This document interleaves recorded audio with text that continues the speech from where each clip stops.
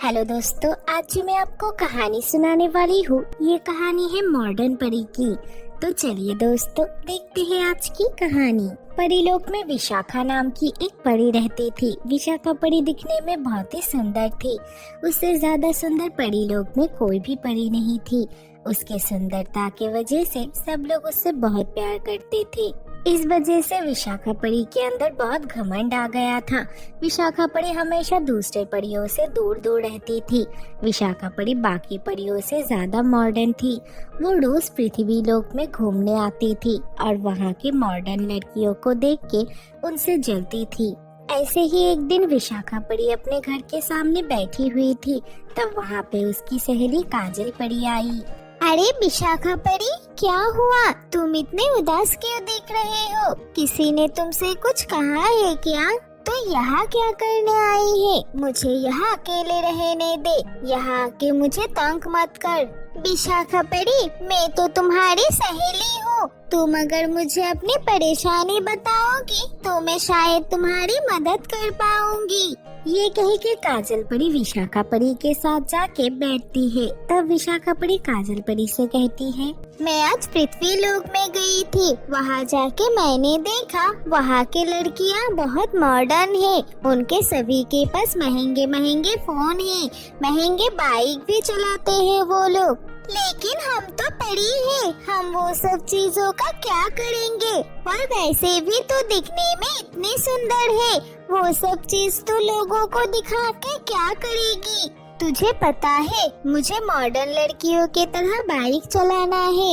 लेकिन हमारे परीलोक में तो किसी के पास भी बाइक नहीं है और हम अपने जादुई शक्ति से बाइक लेके भी नहीं आ सकते।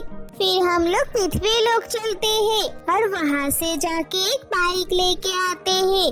फिर तो परीलोक में वो बाइक चला के घूमना। लेकिन पृथ्वी लोक में बाइक खरीदने के लिए पैसे चाहिए होता है, नहीं तो हम वहाँ पे बाइक नहीं खरीद पाएंगे। हमारे परीलोक में तो पैसा नहीं है, लेकिन मेरे पास एक आइडिया है। मुझे पता है रानी परी कहाँ पे अपने सोने के सिक्के छुपा के रखती है। अगर तो वहाँ से सोने के सिक्के लेके आएगी तो पृथ्वी लोक से बाइक खरीद के ला पाएगी। अरे काजल परी, ये तो बहुत ही अच्छा आइडिया है। मैं बाइक खरीदने के लिए कुछ भी कर सकती हूँ। ठीक है विशाखा परी, तू मेरे साथ चल, मैं तुझे दिखा देती हूँ। ये कह के काजल परी विशाखा परी को अपने साथ रानी परी के महल में लेके गई और वहाँ जाके विशाखा परी को वो जगह दिखाया जहाँ रानी परी अपने सोने के सिक्के रखती थी। यही वो जगह है। ठीक है, मैं आज रात को आके ही यहाँ से सिक्के चुरा के लेके जाऊंगी। फिर हम पृथ्वी लोक से बाइक खरीद के लेके आएंगे। उसके बाद वो दोनों परी वहाँ से चले गए। उस दिन रात को विशाखा परी छुप छुप के रानी परी के महल में गई और वहाँ जाके उस सिंदूक के पास गई। जैसे ही विशाखा परी ने रानी परी की सिंदूक खोला, उसने देखा उस सिंदूक के अंदर बहुत सारा सोने का सिक्का रखा हुआ है। यहाँ पे तो बहुत सारा सोने का सिक्का है। मैं इतने सारे सिक्कों से तो सब कुछ खरीद पाऊंगी। लेकिन अगर मैंने सब सिक्के एक साथ ले जाऊंगी, रानी परी को तो सब कुछ पता चलेगा। ये सोच के विशाखा ने वहाँ से कुछ सोने के सिक्के लिया और छुप छुप के वापस आ गई। अगले दिन सुबह वो चोरी किए हुए सोने के सिक्के लेके पृथ्वी लोक चली गई और वहाँ जाके उसने अपने मनपसंद बाइक खरीद लिया और अपने जादुई शक्तियों से वो बाइक लेके परी लोक वापस आ गई। अरे विशाखा परी, तेरी बाइक कितनी सुंदर है। काश मैं भी तेरी तरह बाइक चला पाती, फिर मैं भी ऐसे ही एक बाइक खरीद के लाती। अब मैं जो चाहे वो खरीद सकती हूँ। अब मैं पृथ्वी की मॉडर्न लड़कियों के तरह रहूंगी और परीलोक की सबसे मॉडर्न परी बन जाऊंगी।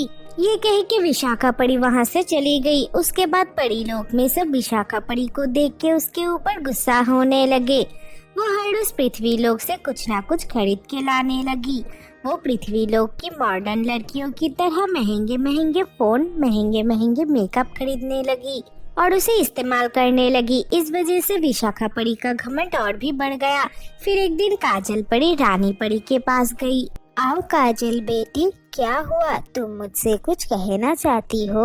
हाँ रानी माँ, क्या आपने देखा विशाखा परी कैसे रोज महंगे महंगे सामान पृथ्वी लोक से खरीद के लाती है। उसको परी लोक का सबसे मॉडर्न परी बनना है, लेकिन उसके वजह से परी लोक के दूसरे परियां बहुत दुखी हो रहे हैं। हाँ काजल बेटी, मुझे भी बहुत लोगों ने बताया कि वो अभी बहुत मॉडर्न बन गई है और बहुत महंगे महंगे सामान पृथ्वी लोक से लेके आती है। लेकिन बेटी, अगर वो अपने पैसों से कुछ भी लेके आएगी, मैं उसे कुछ नहीं कह सकती।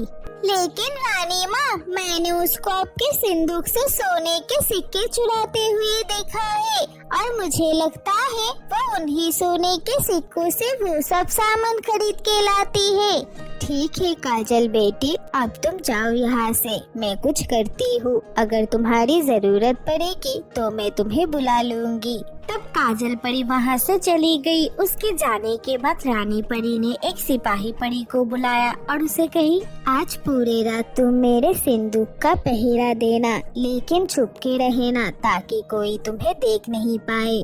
उस दिन रात को फिर वो सिपाही परी रानी परी के सिंदूक के पास चुपके से खड़ी हो गई।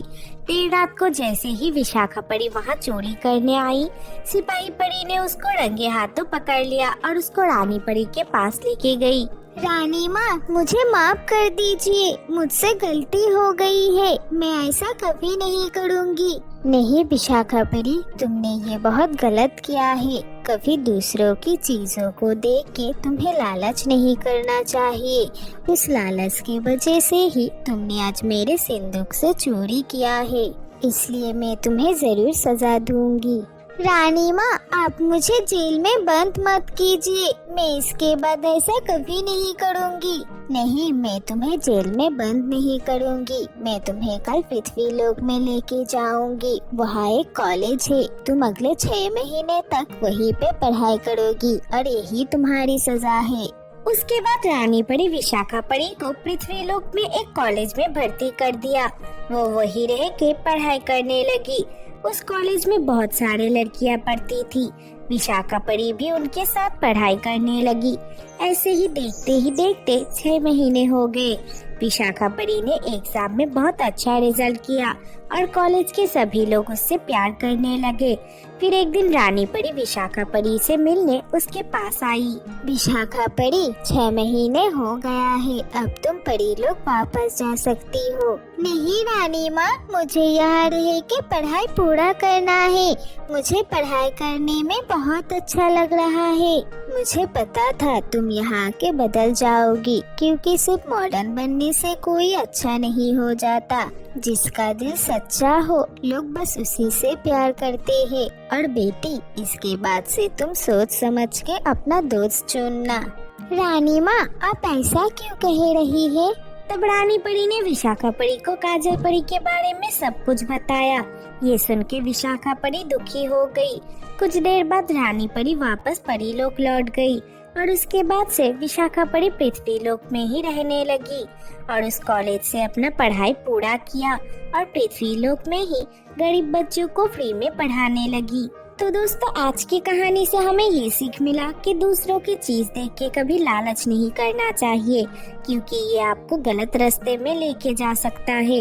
दोस्तों, अगर ये वीडियो अच्छी लगी हो तो वीडियो को लाइक कर देना और हमारे चैनल को सब्सक्राइब करना मत भूलना।